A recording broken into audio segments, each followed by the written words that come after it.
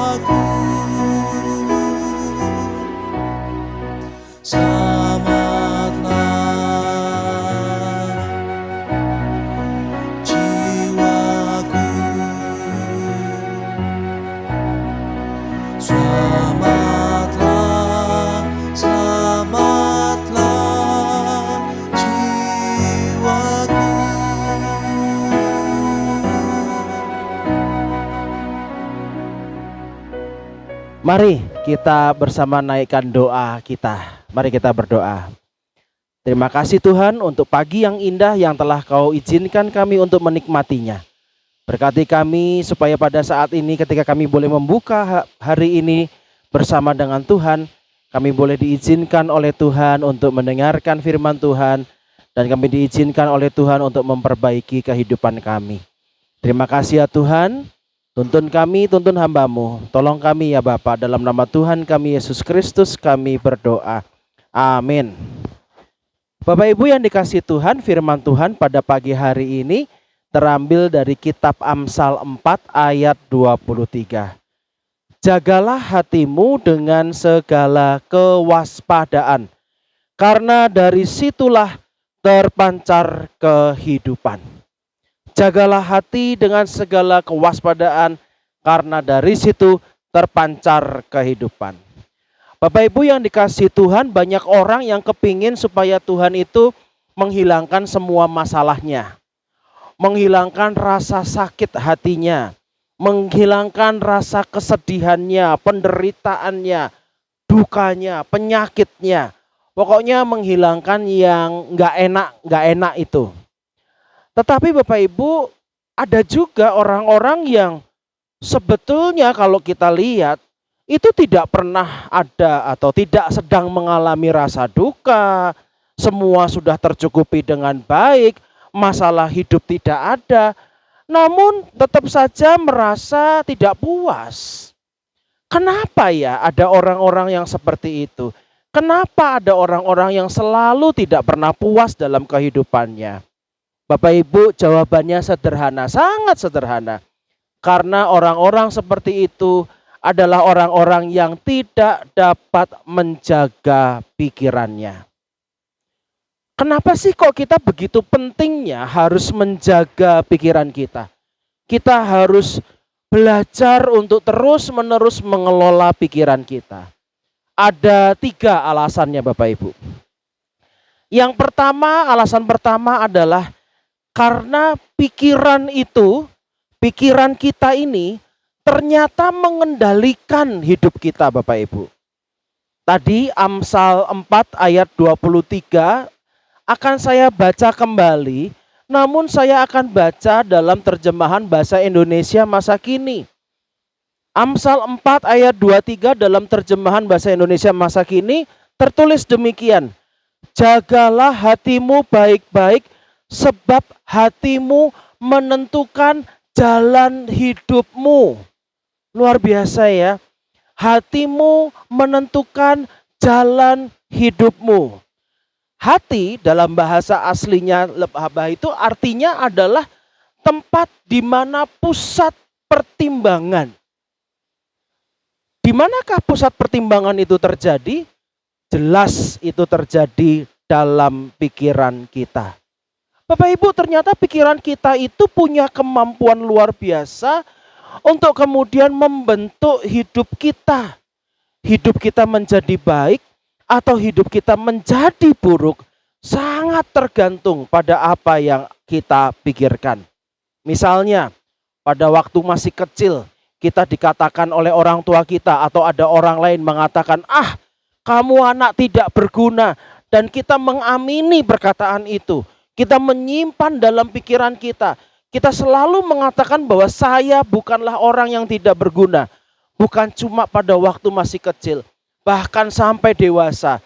Nanti orang yang terus memelihara perkataan itu selalu merasa bahwa dirinya adalah orang yang tidak berguna. Oleh karena itu Bapak Ibu, sangat penting sekali apa saja yang masuk dalam pikiran kita, pikiran-pikiran mana saja yang kita izinkan untuk masuk dalam hidup kita, untuk mempengaruhi kehidupan kita. Mana yang kita izinkan dan mana yang tidak kita izinkan, itu sangat-sangat penting. Hal yang kedua, kenapa kita harus terus mengendalikan pikiran kita harus belajar mengendalikan pikiran kita. Karena pikiran kita itu adalah medan pertempuran melawan yang jahat. Bapak Ibu, pertempuran yang paling sengit itu bukanlah pertempuran Perang Dunia Pertama, atau pertempuran Perang Dunia Kedua, atau pertempuran Ukraina lawan Rusia, bukan itu. Tetapi pertempuran yang paling sengit itu adalah pertempuran antara yang baik dan buruk. Pertempuran yang benar dan salah. Pertempuran yang pantas atau yang tidak pantas. Dan itu terjadi sepanjang hari dalam pikiran kita. Dan akhir dari pertempuran-pertempuran itu sangat menentukan pada apa yang akan kita lakukan serta dampaknya dalam kehidupan kita. Karena itu Amsal 23 tadi mengatakan, ingat, jaga pikiran kita. Sekali lagi, jagalah pikiran kita dengan segala kewaspadaan. Jangan sampai lelah, jangan sampai lengah, jangan sampai kalah. Bapak Ibu, kita terus harus menjaga pikiran-pikiran kita. Hal yang ketiga Bapak Ibu, kenapa kita harus perlu menjaga pikiran kita? Karena pikiran kitalah kunci dari kedamaian dan kebahagiaan dalam hidup. Kedamaian, kebahagiaan, dan rasa puas bukan terjadi karena situasi di sekitar kita. Kita tidak dapat mengendalikan situasi di sekitar kita. Kita tidak dapat mengendalikan keadaan di sekeliling kita. Kita bukan Tuhan. Kita tidak tahu dan kita tidak pernah siap kapan kekecewaan, kemarahan, ketakutan, merasa dipermalukan, itu terjadi pada kita. Bisa saja itu terjadi sekonyong-konyong, tiba-tiba begitu saja. Jadi, jika kita tidak bisa mengendalikan situasi atau keadaan di sekitar kita, lalu apa yang kita bisa kendalikan? Tepat sekali. Yang bisa kita kendalikan adalah pikiran kita. Jika kita bisa menjaga, mengendalikan pikiran kita dengan mengarahkannya kepada Tuhan, maka itu akan mendatangkan kekuatan, rasa aman, dan ketenangan dalam jiwa kita. Maka sekali lagi ingatlah, jagalah hatimu baik-baik, sebab hatimu menentukan jalan hidupmu. Amin. Mari kita berdoa. Tuhan, kami bersyukur pagi ini kami diingatkan untuk menjaga pikiran kami. Tolong kami supaya kami bisa menjaga dari pikiran-pikiran yang buruk yang menghancurkan kami. Tolong kami agar kami terus mengarahkan pikiran kami ke dalam tangan Tuhan, memasrahkannya ke dalam tangan Tuhan. Tolong kami supaya kami bisa menguasai pikiran kami dan bukan dikuasai oleh pikiran kami. Terima kasih ya Tuhan. Dan pada hari ini kami mau serahkan hidup kami ke dalam tangan-Mu. Kami mau serahkan pikiran kami ke dalam tangan-Mu ya Tuhan. Apapun yang terjadi di sekitar kami percaya Tuhan tetap bersama dengan kami. Tuhan tetap menjaga kami, Tuhan tetap melindungi kami. Tuhan tetap terus-menerus memberikan yang terbaik bagi hidup kami. Terima kasih Tuhan. Inilah doa sembahyang kami. Dalam nama Tuhan Yesus kami berdoa. Amin. Bapak Ibu, demikianlah doa pagi kita pada pagi hari ini. Selamat menjalani aktivitas Bapak Ibu sehari-hari.